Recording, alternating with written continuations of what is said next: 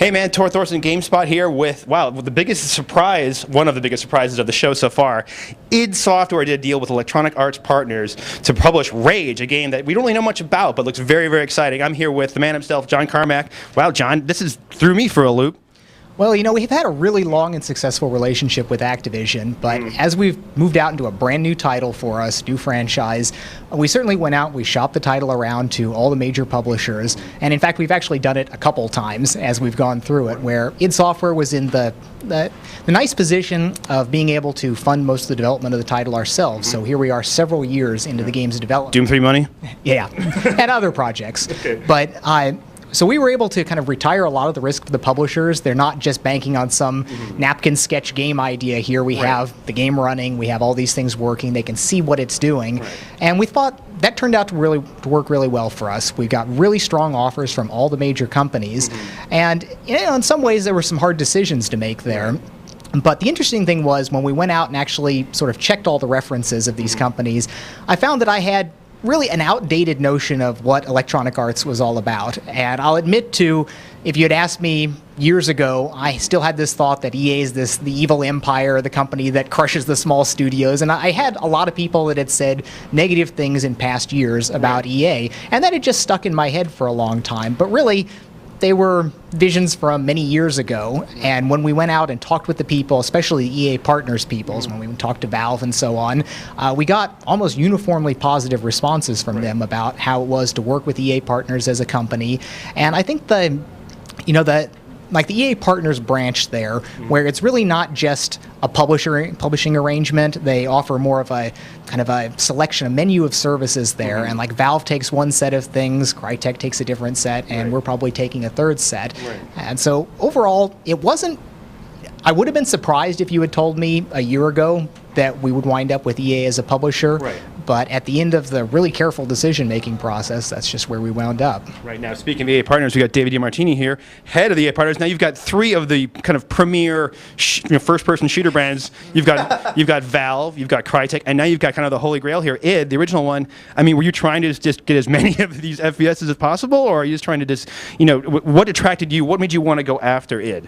Well, I mean, I think we look at the best companies best independent developers in the game space, and we're just trying to add as many of those to the roster as we possibly can. And EAP and EA is just trying to help them make as great a game as they possibly can make. And then we do what we do really well, which is provide that publishing services, get the PR out there on the game. And then EA Partners also has a lot of consultants internally that can help them get anything they need to do. So we're kind of here at their beck and call, kind of saying, you guys are making the game, let us know when it's ready, get it to the right level of quality, and anything we could do to help will help. And that's what we do with Valve, that's what we do with Crytek, that's what we do with Harmonix. And we've had a good run, and I think that run is primarily because we're taking that humble approach, we're providing whatever services our partners need, we're just being a good partner. And hopefully that's what won the business more than anything in the proposal or anything else. It's just our reputation for providing high level of customer service and being a good partner. Now, I mean, you've already established really good EA partners with Valve before and with Rock Band. Is this kind of indicative? Is this more kind of Riccatello's kind of direction, kind of with the city-state model? I guess it's internal developers, but more kind of bringing more empowerment to the developers themselves through EA Partners? Absolutely. I mean, John and Frank Jabot obviously are heavily involved in the selection process for any of our partners that we're going to try and talk to, and they were personally involved in the discussions with the leadership team at id. So John and Frank are both taking a very hands-on approach to this business, and they're part of the level of services that we're offering, right? It comes from the top. Now, this is Tim Willits from id here. Hey, how's it going? Good, very good. Now, who approached who first? You guys were just shopping it around, and then these guys took an interest, or? Well, there was a number of publishers that we've talked to, and we took a really hard look at all of them, and we were really excited by the leadership at the top of EA and the top of EAP, and we felt that we had a good relationship, a good partner with EA Partners, but we also had the full force of EA backing them, and we were really happy and excited about what they can provide for us.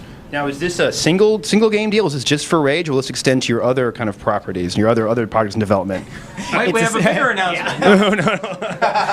No, it's a single title deal right now, but as with all previous id titles, we don't have anything locked up now, so we will be shopping Doom 4 in the not too terribly distant future. So we'll be seeing how things are going on this relationship. And Wolfenstein as well?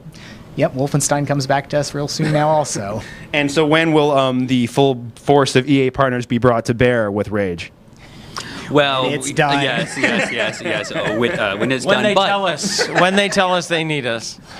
So, I mean, what's the single, I mean, but he said you offer a range of services. What was the single biggest EA partner service that attracted you most? I mean, besides the stature of the company, what single, just as an independent developer, what feature did you find the most kind of alluring? Well, the most important thing really is the kind of global marketing strength. And you could make good arguments whether Activision or EA can do the best job there. And we did seriously look at a couple of the players that are in the tier below that as well, for they have some other strengths.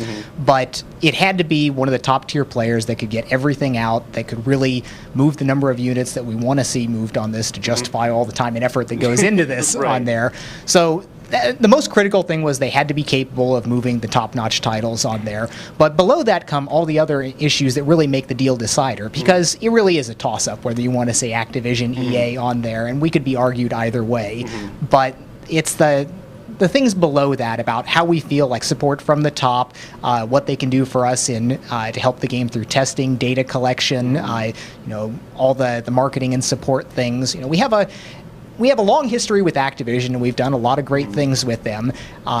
Maybe there will be a honeymoon period here where everybody's on their best behavior, but we'll just have to see how things go over the course of this project. But we have pretty high hopes for it. Well, I mean, I have hopes as well. The game looks great. So that's Rage coming to PlayStation 3, Xbox 360, PC, and Macintosh? All right, when it's done.